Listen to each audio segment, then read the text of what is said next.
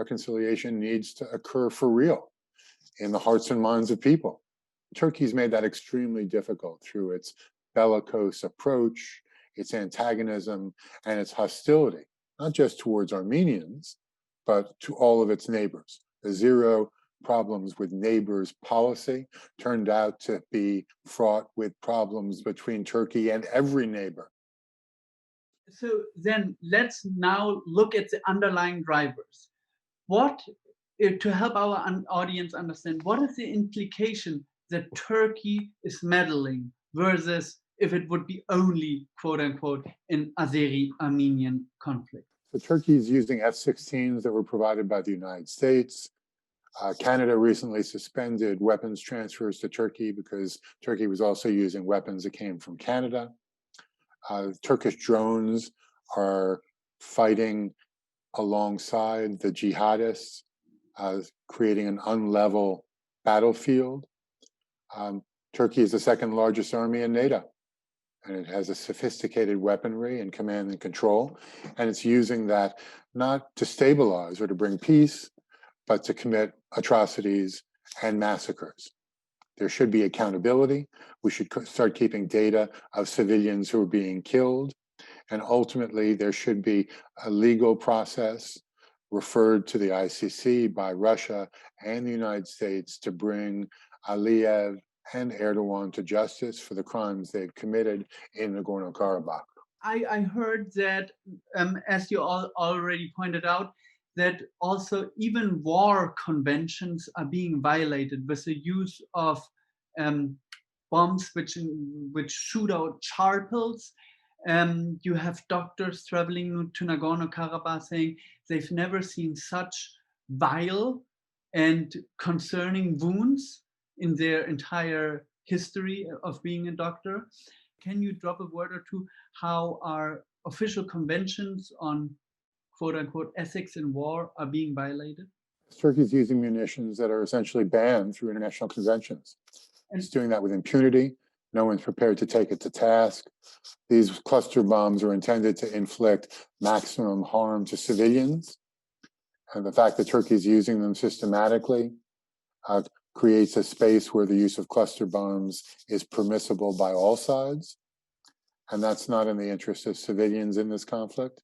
It also undermines the rule of law and the Geneva Conventions. So we really should think hard, and we should think twice about what's going on and make sure that we're sending the right message and taking the right actions in order to end this conflict. So what can international stakeholders do, US, Canada, Europe, in order to prevent at least violations of the Geneva Conventions? So when Turkey spent billions of dollars to buy S-400 missile system from Russia, according to US law, the Countering American Adversaries Through Sanctions Act, CAATSA, should have been brought to bear. But in fact, it has not. Trump continues to run interference and apologize for Turkey's crimes, which raises some serious questions as to his motivation. We know that the Trump organization was paid millions of dollars in licensing fees by Turkish concerns, that Azeri oligarchs also paid millions of dollars to the Trump organization. We also know that the Trump organization has a massive debt in excess of $400 million. To whom is that money owed? Are there Turkish or Azeri concerns bankrolling Trump? Does that explain his willingness to accommodate Erdogan's every demand to surrender the Syrian Kurds to Turkey's treachery? Or have there been promises made for the future when those debts come due, that Turkey or Azerbaijan is going to come to the Trump organization's relief? Right now, there's a serious question whether Donald Trump is acting in the US national interest or in his personal interests. And that casts doubt on the credibility and legitimacy of his presidency. So let's remain a little bit on the US.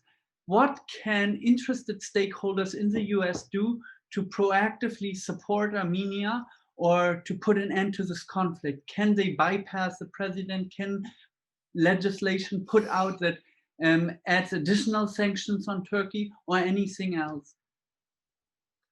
So individuals can support non-governmental organizations that are providing humanitarian services, and there are many that are working effectively.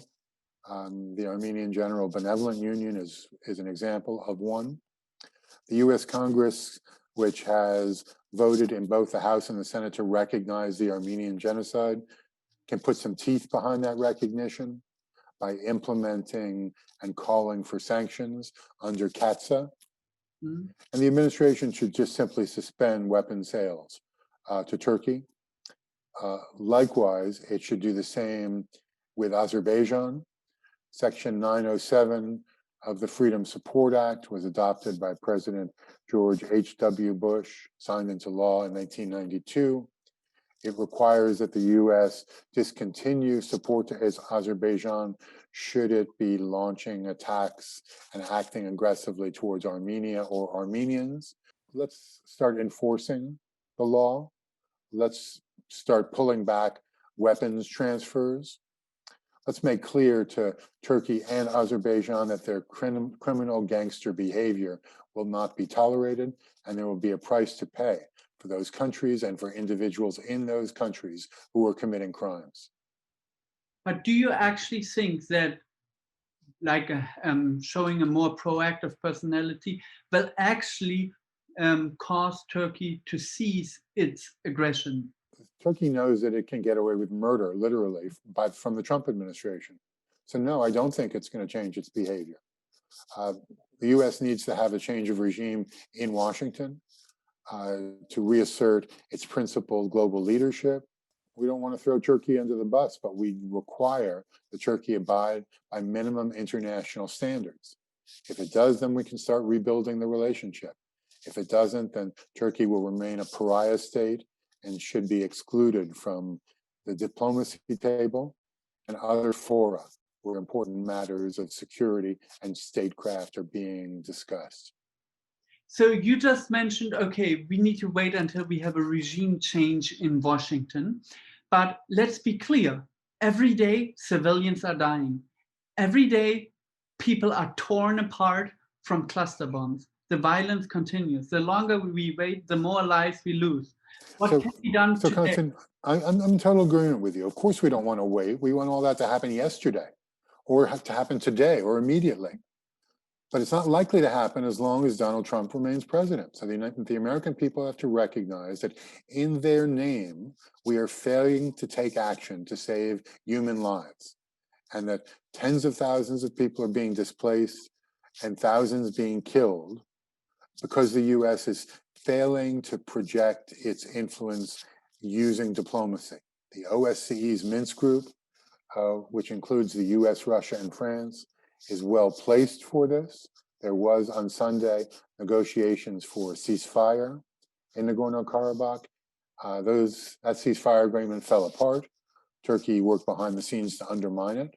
So instead of trying to placate our adversaries and be nice with countries that are pariahs, the United States should start getting tough, speaking honestly, speak truth to power, and exert itself fully towards a diplomatic solution, which is in the interests of the victims, the Armenians, and stabilizes the situation so that all concerned can get back to peace building. So can you then reflect on American leadership in the Minsk group since its founding? The U.S. has been involved constructively in the past. It's not involved now at all. It's sending low-level officials. It's ceding the leadership to Russia. If the U.S. wants to use the Minsk group as a constructive forum for diplomacy, then it needs to be represented at senior levels.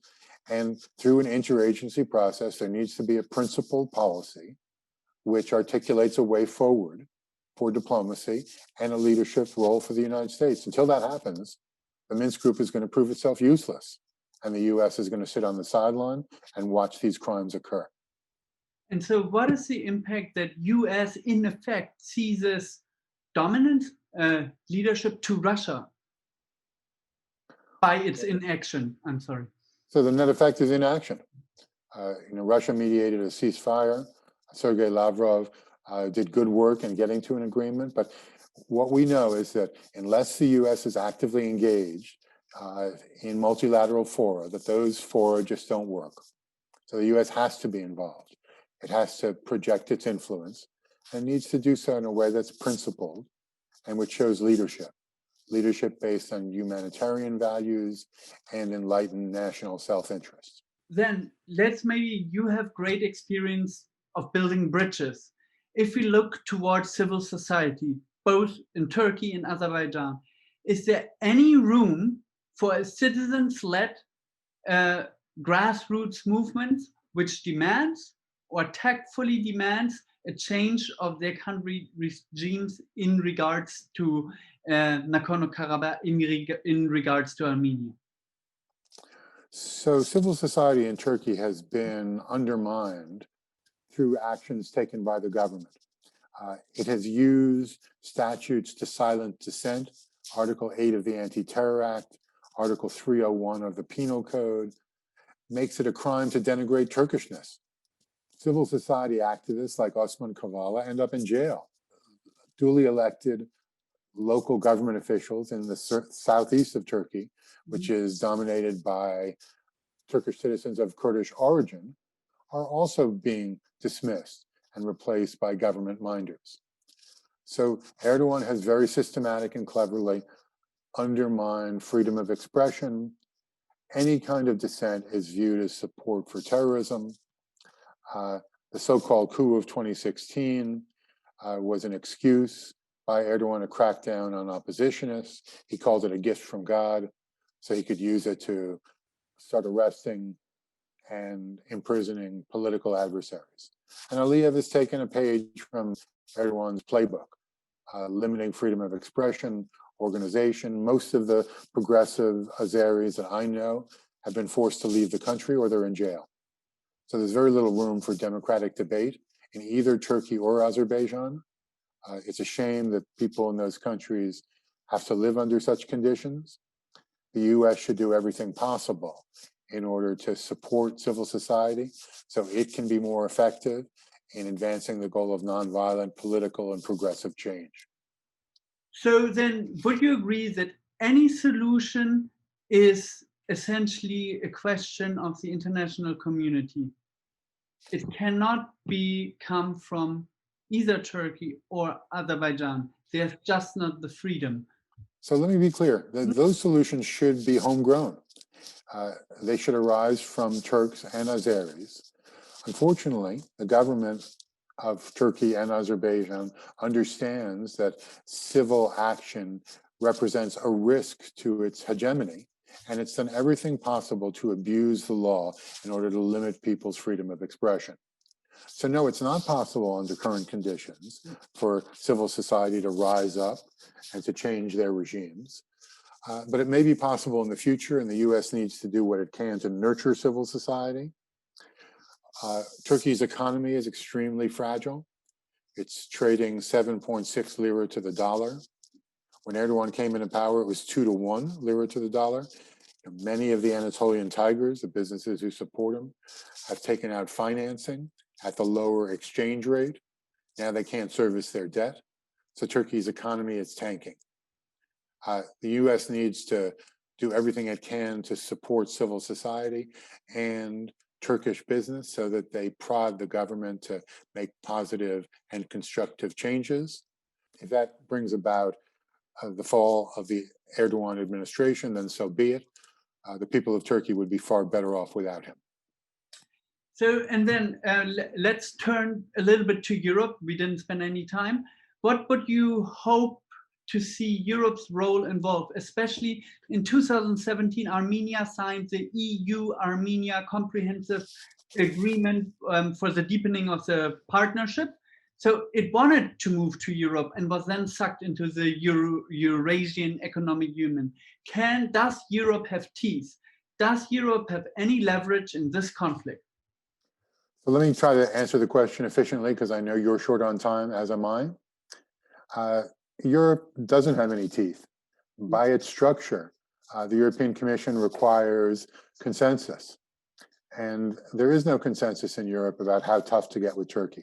We've seen just over the past couple of days, during the debate over sanctions towards Belarus, the inability of the EU to come together with a common platform that's critical of human rights abuses and pushes forward a sanctions regime. The European Parliament rightly suspended negotiations with Turkey over membership, but the signal must be sent by the governments that comprise the European Union that this kind of criminal conduct by Erdogan and Turkey won't be tolerated, and there will be a price to pay. It shouldn't make empty threats.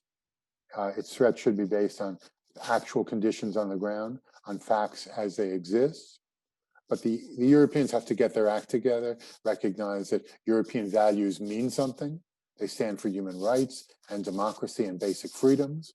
And unless the EU is able to enforce policies that promote those values, then it will remain a toothless tiger.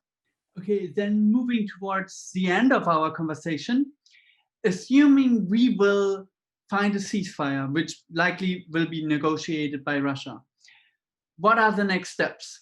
What has to be done? Because a ceasefire is essentially only a return to a frozen conflict. Well, for starters, Russia should stop selling weapons to both sides of the conflict. If it wants to be an effective mediator, it can't be an antagonist and a weapons merchant. Once there is a ceasefire, it needs to be monitored and enforced. So the ceasefire should be endorsed by the UN Security Council. A coalition of the willing should deploy personnel on the ground in order to monitor what's going on. And when there are violations, the violator should be called out. So there's a long way to go. There's a lot of hard work that has to be done. It's difficult when you have antagonists who are on conflict rather than peacemaking. But the international community needs to show some moral character and some backbone and do more to bring this bloody conflict to a close. Okay, you are an expert on peace building. Assuming the bloodshed will stop, what has to be done to enable a transition to a peaceful resolution of the conflict? So communities that are now in conflict need to find some common ground. They can do that through contact, through communication, through practical forms of cooperation that commingle their interests. When that happens, you have a safety net that advances the peace-building agenda. That's not going to happen on its own. It's going to need third parties as a catalyst. And European countries, the EU and the US can help play that role. It's important that there be a coordinated strategy for peace building that takes into account the needs of all conflict-affected communities. Without that, we're going to see this war of aggression by Turkey and Azerbaijan continue. So I'm very pleased to have shared these views with you and your audience today. I hope that the situation improves, and I'll look forward to staying in contact with you, Konstantin, so we can exchange views in the future. So thank you very much for having me on your program. David, it was our pleasure to host you here at Faces of Armenia, and sending our hopes and wishes to a timely end. We need more than hopes and wishes. We need action. But yes, hopes and wishes is a good place to start. I like your attitude.